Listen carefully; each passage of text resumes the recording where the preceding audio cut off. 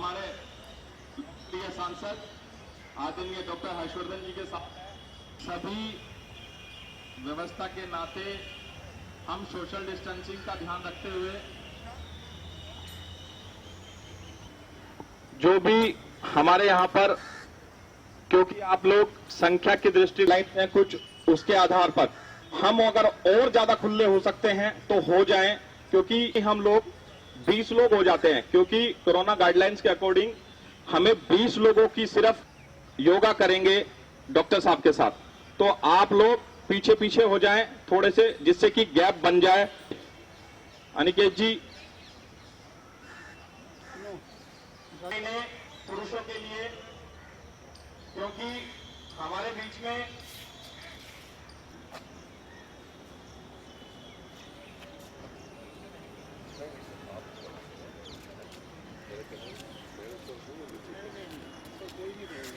एक बार जोरदार तालियां बजा करके और सब लोग खड़े होकर के हमारे केंद्रीय मंत्री और हमारे जनक आदरणीय डॉक्टर हर्षवर्धन जी का स्वागत करें। सिविल लाइन मंडल में आज बहुत ही हर्ष का विषय है जब हमारे लोकप्रिय सांसद जी हमारे बीच में दिवस के ऊपर योगा करने के लिए हमारे देश में प्रधानमंत्री जी कहते हैं और डॉक्टर हर्षवर्धन जी को देखकर हम सबको प्रेरणा मिलती है। एकदम हमारे बीच में योगा करने के लिए आए हैं। जिस प्रकार से हम सोशल डिस्टेंसिंग से यहाँ पे खड़े, निवेदन करूंगा कि वे योगा की प्रक्रिया शुरू करें, क्योंकि डॉक्टर हर्षवर्धन जी का कहना है कि बजाइएगा आप भाई साहब थोड़ा सा पीछे हो जाए, सब लोग और पीछे पीछे हो जाए, ऊपर हम सब भी ताली बजा के उनका अभिनंदन करें। आइए अब मैं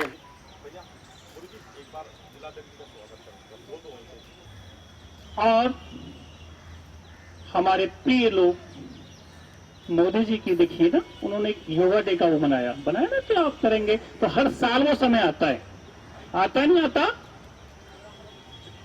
जब ये कोरोना बीमारी जब चल रही थी तो डॉक्टर साहब ऐसे थे कि इन्होंने हम सबको पेशेंस दिया था, हिम्मत दी थी। कुछ लोग डराने का काम कर रहे थे, तो इस देश को बचाने का काम हमारे डॉक्टर साहब कर रहे थे। एक बार जोरदार तालियां हमारे डॉक्टर साहब के लिए। हम योगा की तरफ हम चलते हैं, करते हैं सब लोग। डॉक्टर साहब मैं तो चाहूंगा ऊपर आ जाते तो ज्यादा अच्छा रहेगा, कि पीछे सब लोग देख लो।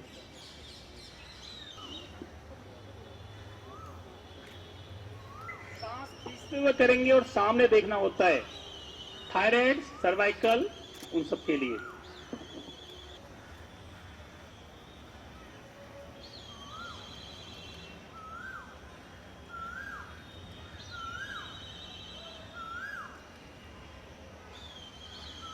पीछे की तरफ गर्दन घुमाएंगे।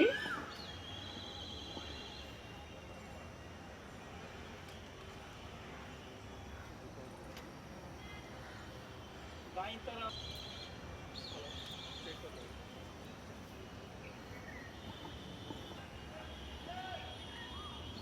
इसी तरीके से ऊपर की तरफ।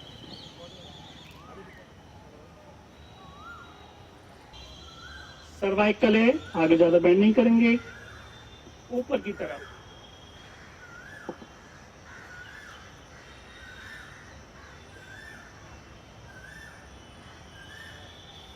बहुत सुंदर। पीछे से घुमाते हुए देखिए।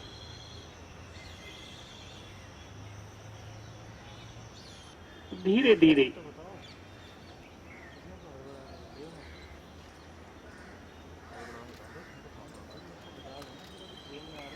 सात बार हम करेंगे इसको। दोनों पैर खुले होंगे हमारे।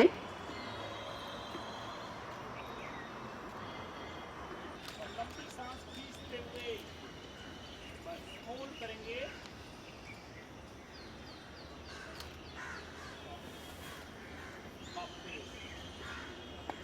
सांस खींचते हुए एक बार और।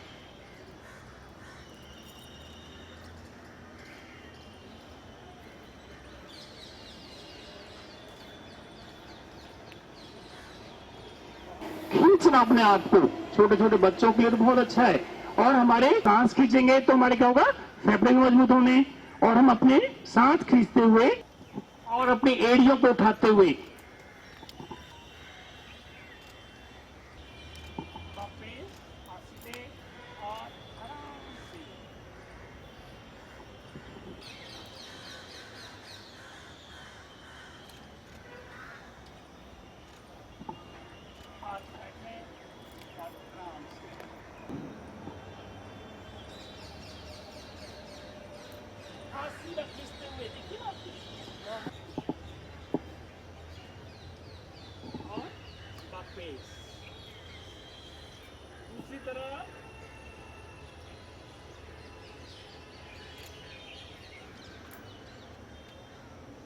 एक बार और।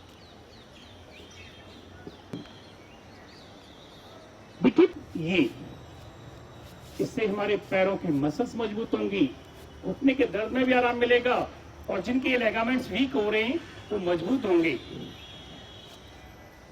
सांस छोड़ते हुए, आगे से हाथ मत लिया यार। हेलो, बहुत सुंदर।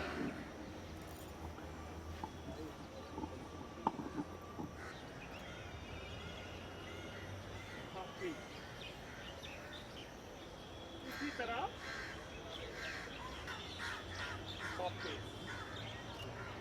एक बार और।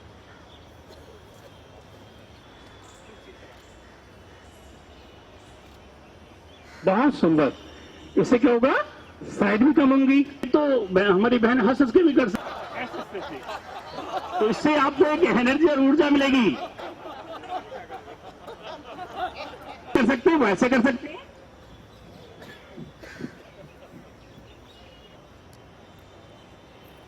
दोनों पैर खुले होंगे।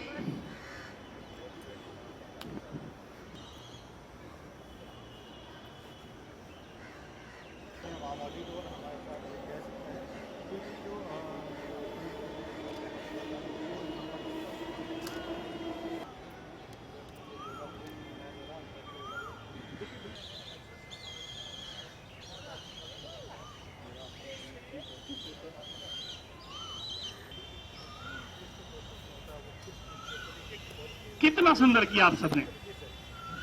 आप लोग बैठ जाएंगे अंदर की तरफ। इससे क्या होगा, आपके पैरों की मसल्स मजबूत खत्म होंगी। खींचो,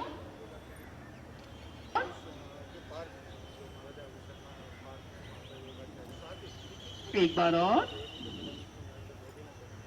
ठीक, दोनों हाथ जमीन में लगाते हुए,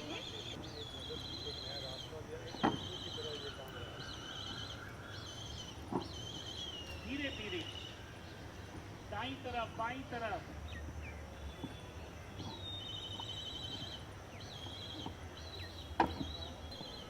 बहुत सुंदर।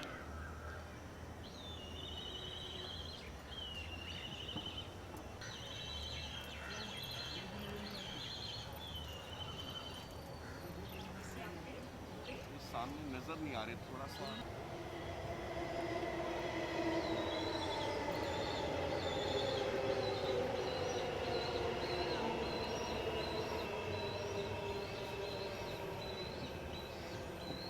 बहुत सुंदर।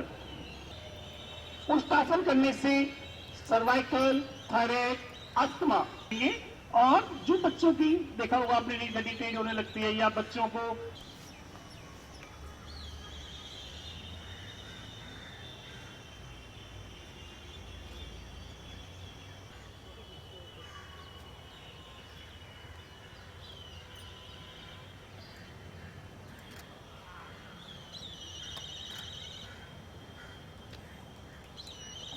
बहुत सुंदर। आराम से बैठ जाएंगे आप। इसमें थोड़ा सा ध्यान रखना होता है, जब हम अनुलोम विलोम करते हैं 1.4.2 श्वास खींचना। जैसे सांस खींची हमने 10 सेकंड, 5 सेकंड, 1 सेकंड होल्ड करना, उसके बाद बाहर निकालना। कपालभाति करेंगे।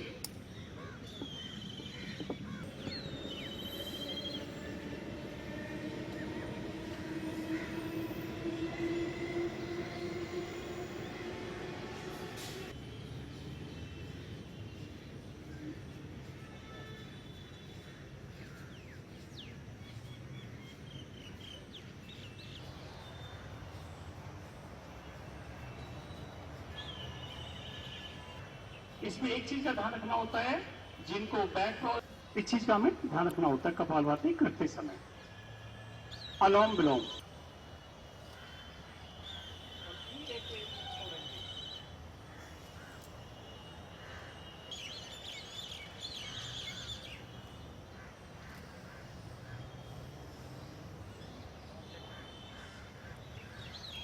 मन आपकी एक एक श्वास पर केंद्रित होना चाहिए। जब ऑक्सीजन अंदर जाएगा उससे क्या होगा, हमारा ब्लड गर्म रहेगा।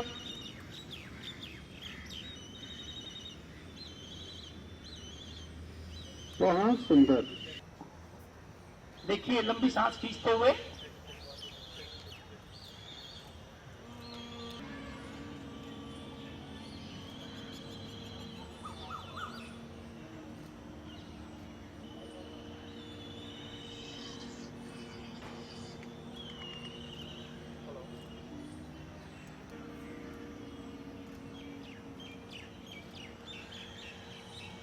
बहुत सुंदर। शांति, रिलैक्सेशन, छोटी छोटी चीजें देखो, वो अपने दीवार पे एक्सरसाइज कर लो।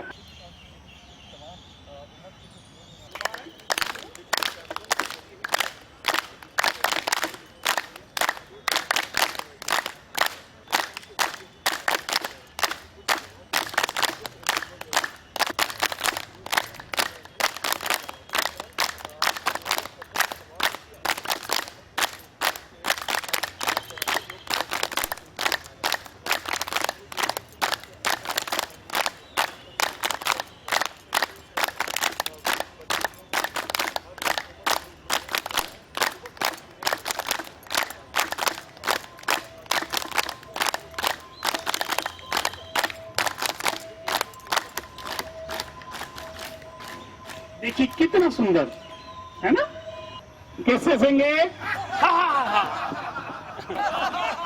जोर जोर से हंसेंगे। ये देखिए कितना सुंदर, देखिए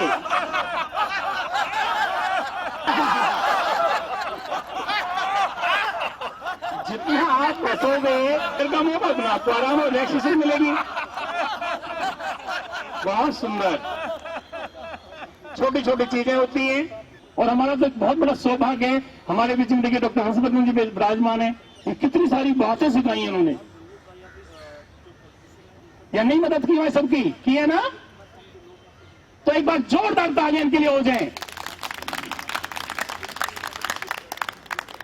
बहुत सुंदर।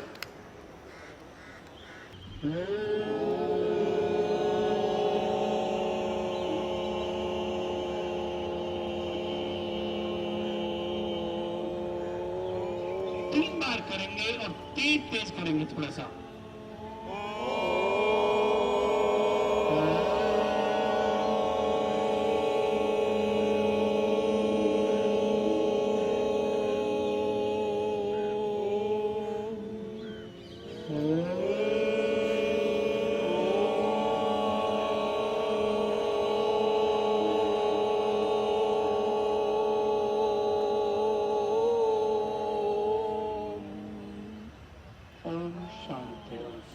परमात्मा हमेशा ऐसे कर्तव्य पर बरसाता रहा है। ज्यादा समय लेते न हुए मैं चाहूंगा कि आप कुछ अपने विचार रखेंगे। आदरणीय योगाचार्य श्री राजकुमार शर्मा जी, आज के इस कार्यक्रम में उपस्थित सभी भारतीय जनता पार्टी चांदनी चौक जिले के प्रमुख कार्यकर्ता और उपस्थित सभी मीडिया के बंधु, आज मैं जानता हूं कि कोविड के प्रोटोकॉल के कारण सोशल डिस्टेंसिंग, 2 गज की दूरी,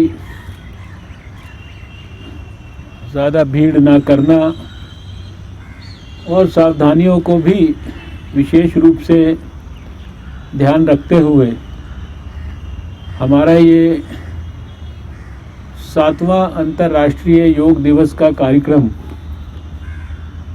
यहाँ महाराजा अग्रसेन पार्क में सांकेतिक रूप से मनाया जा रहा है।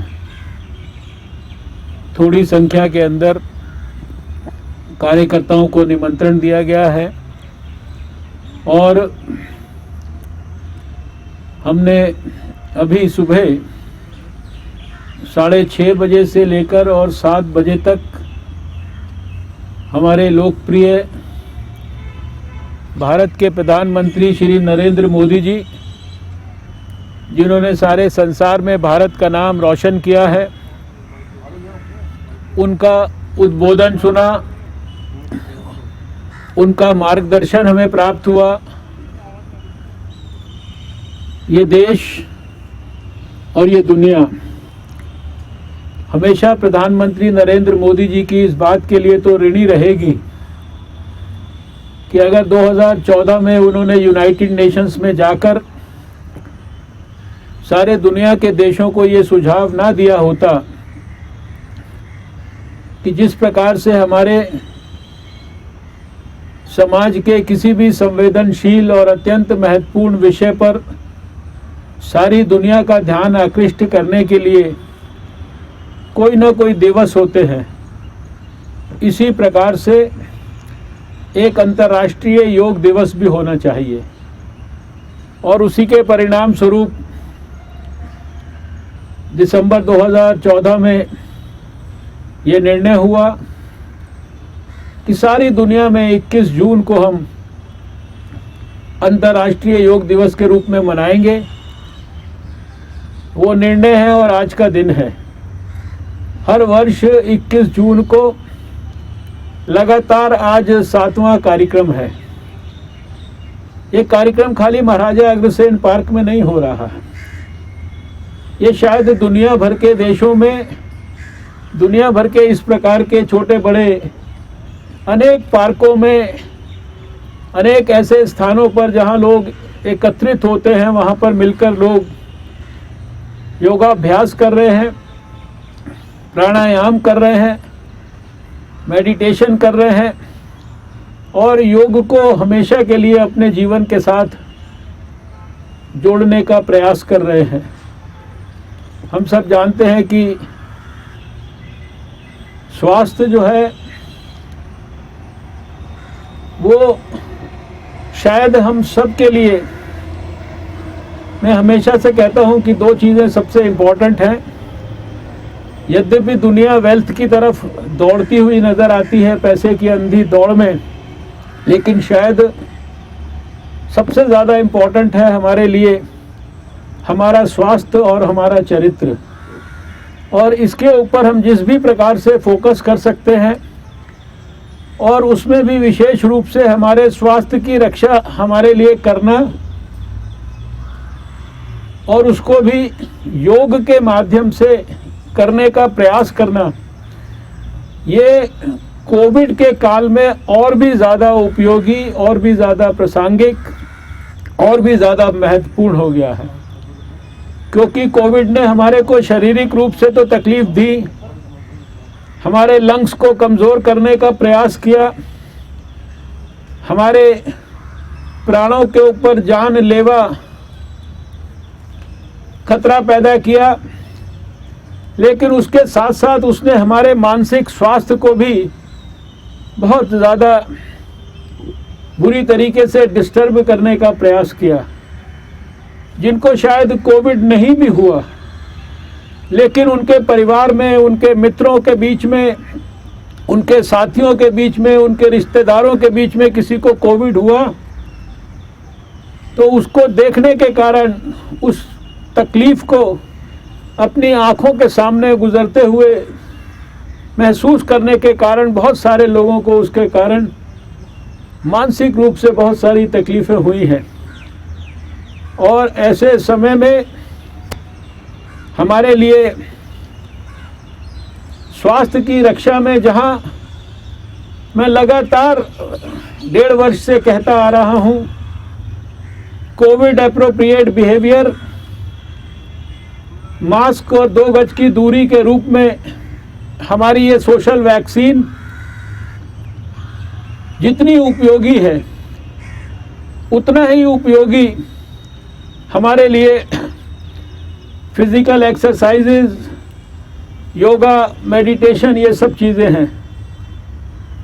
मैंने अगर पूरे इस 1.5 वर्ष के कार्यकाल में अपना कोई कोविड का सबसे बड़ा टेस्ट किया, तो ऑफिस से वापस लौटने पर रात में कम से कम 60 मिनट की वॉक और सवेरे के समय जितना भी मैक्सिमम समय संभव हो उसमें योग और प्राणायाम, और इसी के माध्यम से मैंने जज करने की कोशिश की कि क्या मुझे कोई कोविड का दुष्प्रभाव तो नहीं हुआ।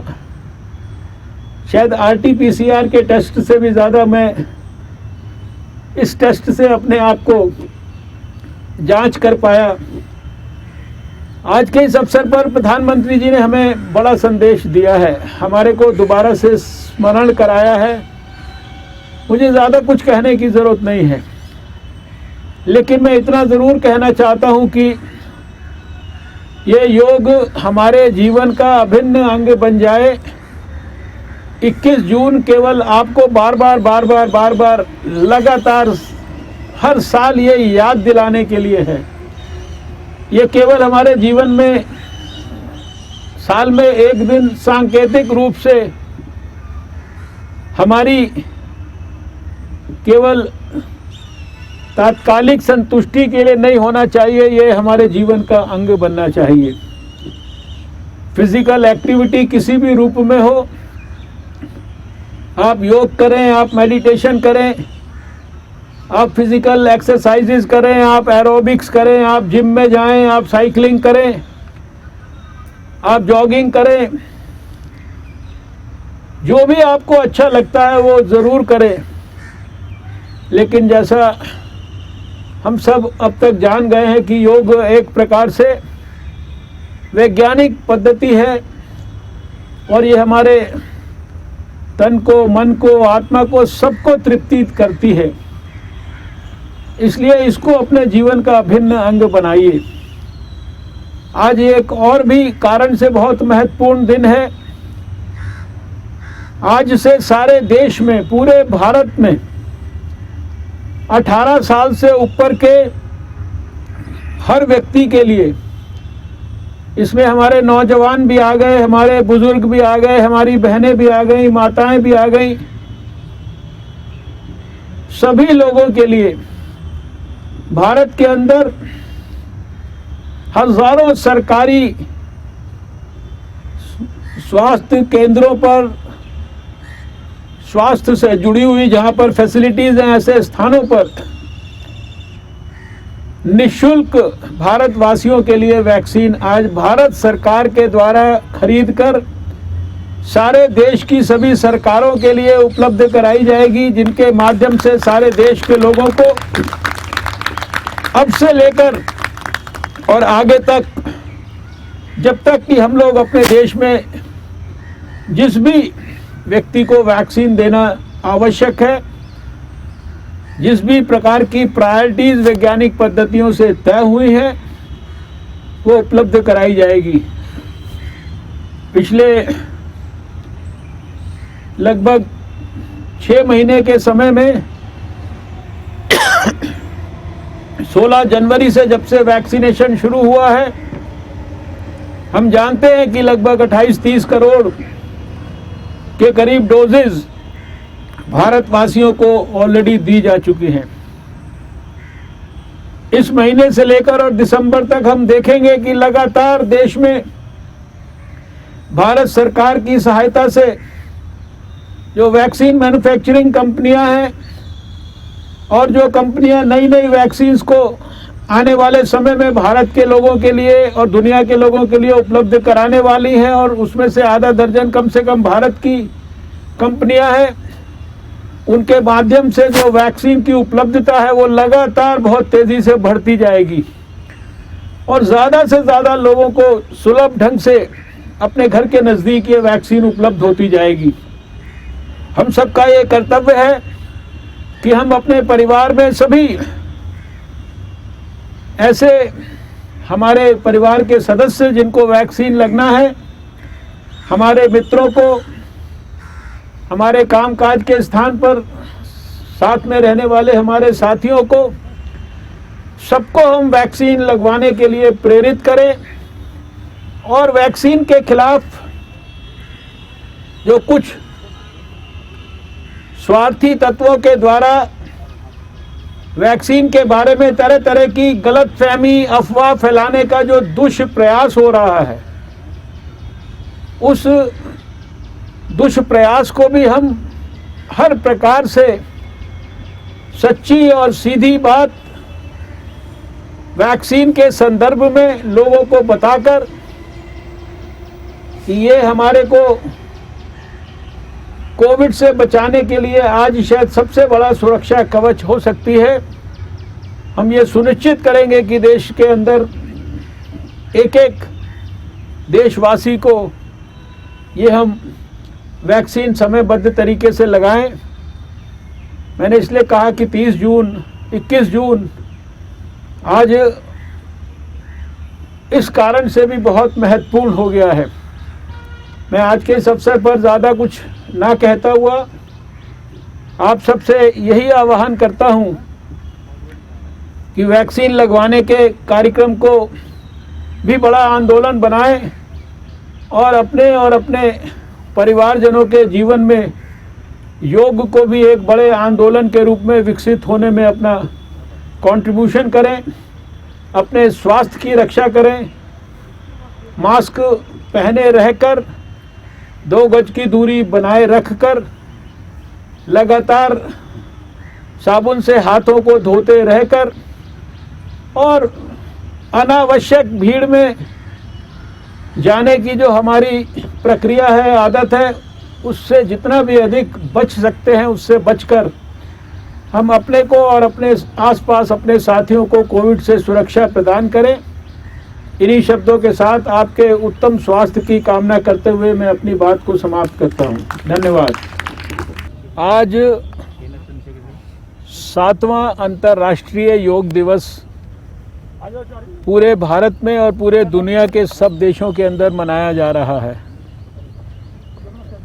इस अवसर पर सबसे ज़्यादा और सबसे पहले तो मैं देशवासियों की ओर से और दुनिया के लोगों की ओर से प्रधानमंत्री नरेंद्र मोदी जी का धन्यवाद करना चाहता हूं, जिनके सुझाव और सद प्रयासों से 21 जून हर वर्ष सारे दुनिया में अंतर्राष्ट्रीय योग दिवस के रूप में मनाया जाता है और सारे दुनिया के लोगों को योग के स्वास्थ्य को ठीक रखने के लिए महत्व को समझाने में इसने एक बहुत बड़ी महत्वपूर्ण भूमिका निभाई है।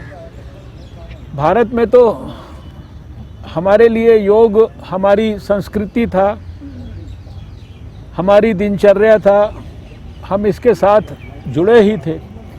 लेकिन आज सारी दुनिया भी योग को अपना सबसे बड़ा अच्छा स्वास्थ्य बनाने के लिए हथियार मानती है।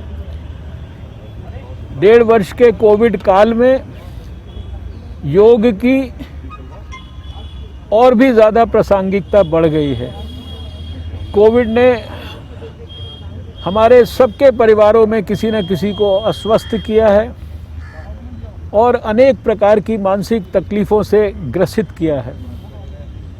योग ने जहां हमारी स्वास्थ्य की दृष्टि से फिजिकली हमारे शरीर को ठीक रखने का प्रयास किया है, उसी के साथ साथ हमारे शरीर में जो हमारा मेंटल स्टेट है और जो हमारा स्पिरिचुअल स्टेट है, जैसा कि हेल्थ की डेफिनेशन है, उसको भी स्वस्थ रखने का पूरा प्रयास किया है।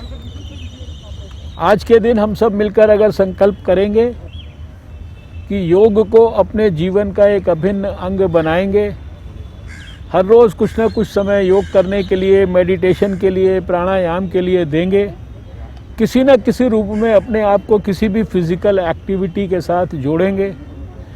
अभी जिम बंद हो गए हैं, लेकिन हम साइकिलिंग कर सकते हैं, हम जॉगिंग कर सकते हैं, हम वॉकिंग लगातार कर सकते हैं।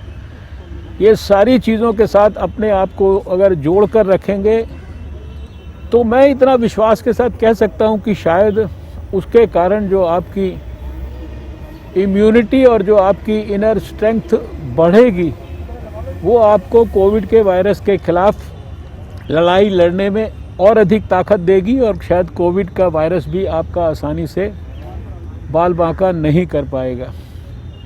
हम सबके सामूहिक प्रयासों से कोविड के खिलाफ दूसरी वेव में हमारी लड़ाई उसमें धीरे धीरे हम सफलता की ओर बढ़ रहे हैं।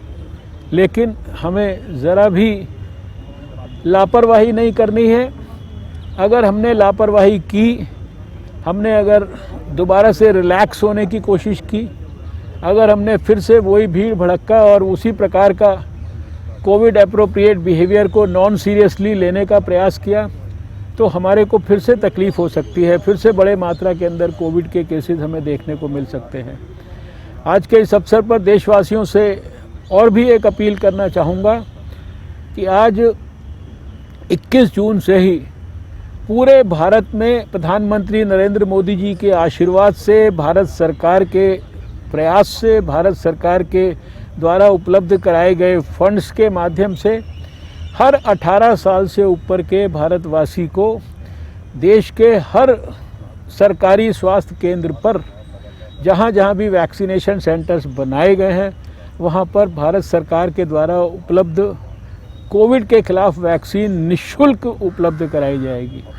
इसलिए हम सब अपना कर्तव्य निभाते हुए अपने परिवार में, अपने मित्रों की टोली में, अपने वर्क प्लेस पर ये सुनिश्चित करें कि हर भारतवासी जल्दी से जल्दी वैक्सीनेट हो और वैक्सीनेशन के खिलाफ जिस भी प्रकार की अफवाहें और दुष्प्रचार बराबर बाज़ार में किया जा रहा है, करने की कोशिश की जा रही है, और उस दुष्प्रचार का जो सबसे ज़्यादा जो शिकार होते हैं वो हमारे गरीब लोग होते हैं, जो कम पढ़े लिखे हैं, वो शायद इस प्रकार के दुष्प्रचार से प्रभावित हो जाते हैं। उनको सबसे ज़्यादा हमारे को बताना ज़रूरी है, क्योंकि उनके प्राणों की रक्षा का दायित्व भी हम सब समाज के लोगों पर है। मैं इस अवसर पर सारे देशवासियों के उत्तम स्वास्थ्य की कामना करता हूँ।